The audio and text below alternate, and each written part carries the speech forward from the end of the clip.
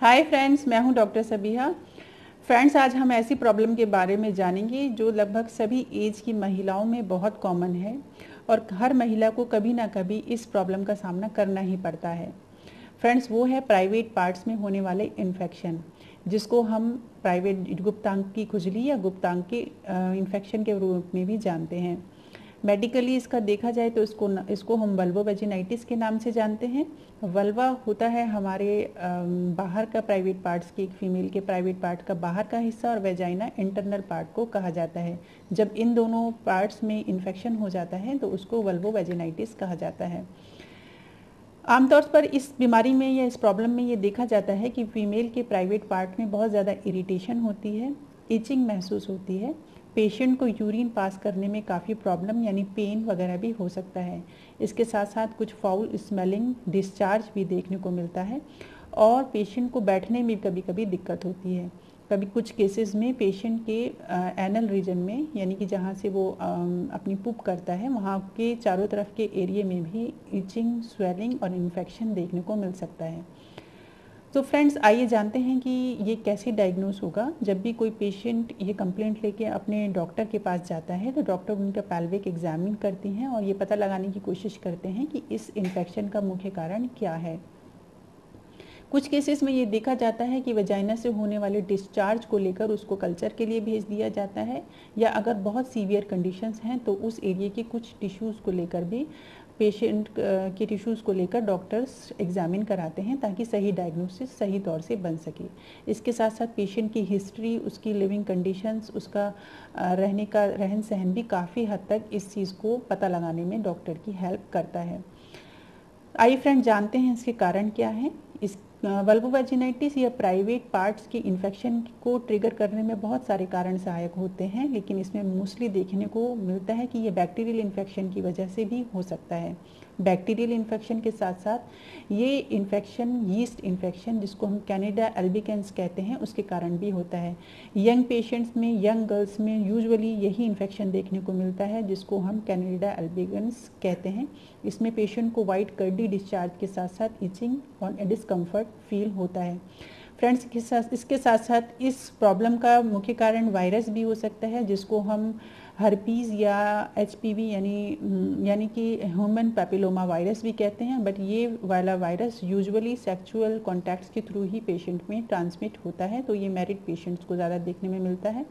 इसके साथ साथ कुछ पैरासाइट्स जैसे कि पिनवर्म या स्केबीज भी इसके कारण हो सकते हैं। कभी कभी ये देखने को मिलता है कि ये प्रॉब्लम कुछ लोगों में एनवायरमेंटल फैक्टर की वजह से भी हो सकती है। एनवायरमेंटल फैक्टर में जैसे पुअर हाइजीन मेंटेन करना, हाइजीन को ठीक तरीके से मेंटेन ना करना, कुछ एलर्जीज़ के कारण ये हो सकता है। कुछ बच्चियां, कुछ लड़कियां टाइट अंडरगारमेंट्स या टाइट क्लोथ्स पहनती हैं, जिसकी वजह से प्राइवेट पार्ट्स में प्रॉपर वेंटिलेशन नहीं हो पाता है और ये इन्फेक्शन मुख्य कारण बन जाता है।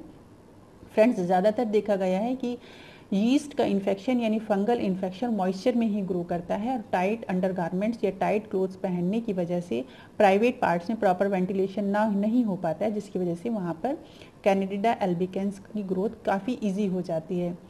इसके साथ साथ ही ये भी देखने को मिलता है कि कुछ लोगों की स्किन, हेल्दी स्किन के अकॉर्डिंग प्राइवेट पार्ट की स्किन काफ़ी इरिटेबल होती है, काफ़ी सेंसिटिव होती है, जो थोड़ी सी ही इरिटेंट सब्सटेंस की वजह से इरिटेट हो जाती है और ये कंडीशन पैदा हो सकती है।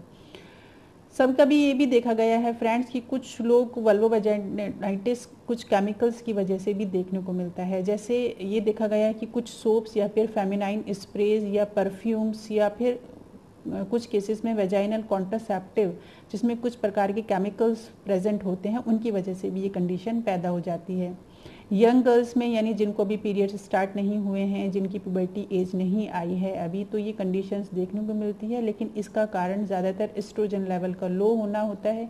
जब किसी बच्ची की पीरियड्स स्टार्ट हो जाते हैं, उसकी बॉडी में हार्मोनल चेंज होती हैं, तो वेजाइना के एसिडिक होने की वजह से ये प्रॉब्लम स्टॉप भी हो जाती है और इसके रिकरेंस होने के चांसेस भी काफ़ी हद तक कम हो जाते हैं। कुछ कुछ केमिकल्स की बात करें तो जैसे पैराबीन या फिर सोडियम सल्फेट, जो कि यूजुअली हमारे लॉन्ड्री डिटर्जेंट्स में पाया जाता है। यदि किसी पेशेंट को इन केमिकल्स से एलर्जी है तो इससे धुलने वाले गारमेंट्स के कारण भी ये प्रॉब्लम सामने आती है। तो फ्रेंड्स ये थी कुछ चीज़ें। आइए अब जानते हैं कि इसको वल्वे वजाइनाइटिस को हम कैसे, किस हद तक हम इसको कोप अप कर सकते हैं, इसको ट्रीट कर सकते हैं। इसको यूजुअली जब हम डॉक्टर्स के पास जाते हैं तो डॉक्टर्स इसके कारण के आधार पर ही इसका ट्रीटमेंट करते हैं। यदि इसका कारण बैक्टीरिया है तो कुछ एंटीबायोटिक्स ओरली खाने के लिए भी दी जाती हैं, और टॉपिकल लगाने के लिए कुछ क्रीम्स या ऑइंटमेंट्स भी डॉक्टर्स प्रेस्क्राइब करते हैं। यीस्ट के इन्फेक्शन के लिए भी एंटी फंगल मेडिसिन दी जाती हैं और एंटी फंगल ऑइंटमेंट्स या क्रीम्स दिए जाते हैं। यदि पेशेंट मैरिड हैं तो उनको कुछ वेजाइनल सपोजिटरीज भी डॉक्टर्स प्रेस्क्राइब करते हैं, जो कि ओवरनाइट इन्फ्यूज़ कर दी जाती हैं और वो बॉडी टेम्परेचर से ही मेल्ट हो जाती हैं और वहाँ पर इन्फेक्शन को काफ़ी हद तक ठीक करने में सहायक होती हैं। इसके साथ साथ यंग गर्ल्स में कुछ एस्ट्रोजन क्रीम्स भी डॉक्टर्स प्रेस्क्राइब करते हैं।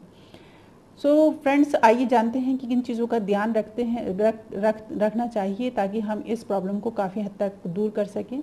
डॉक्टर्स रिकमेंड करते हैं कि हमें पर्सनल हाइजीन पे बहुत ज़्यादा ध्यान देना चाहिए। इसके लिए सबसे पहले नंबर पे आता है कि पीरियड्स में कोशिश करें कि सैनिटरी पैड्स का ही यूज़ करें, और फीमेल्स यानी कि जो मैरिड लेडीज़ होती हैं वो टेम्पूज़ या मेंस्ट्रुअल कप्स भी उनके लिए बेटर ऑप्शंस होते हैं, लेकिन इन सभी चीज़ों को 3 से 4 घंटे में यूजुअली चेंज कर देना चाहिए।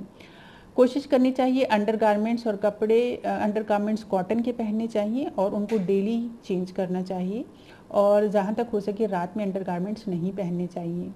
दिन में पहनने वाले कपड़ों में स्पेशली बरसात और गर्मी के दिनों में हमें कॉटन के कपड़े यूज़ करने चाहिए और कपड़े बहुत ज़्यादा टाइट ना हों।